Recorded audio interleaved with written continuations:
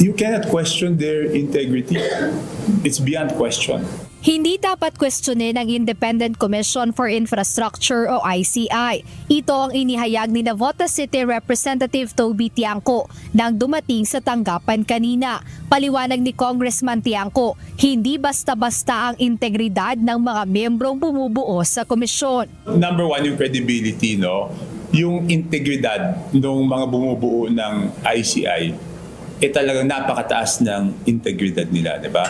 Si former Justice Andres Reyes, former Secretary Babe Singson, yung head ng SGV. Naniniwala rin ang mambabatas na ginagawa ng independent body ang kailangan nilang magawa, lalo na at hayag na sa publiko ang mga nangyayaring anomalya, maging kung sino ang mga umano'y nasa likod nito.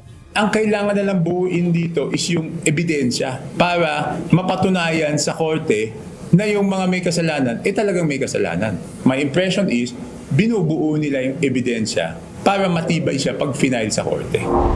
Dagdag ni Representative Tiangco, base sa kanyang karanasan, very professional kung ilarawan niya ang ginagawang pagdinig ng komisyon kaugnay ng issue.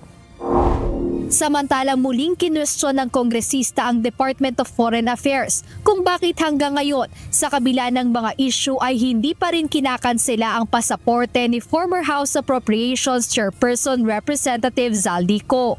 Ngayon, ang hindi ko maintindihan, bakit tila DFA o yung ibang mga nasa gobyerno ang nagdedepensa pa kay Zaldico kung bakit hindi pwedeng kanselahin yung passport.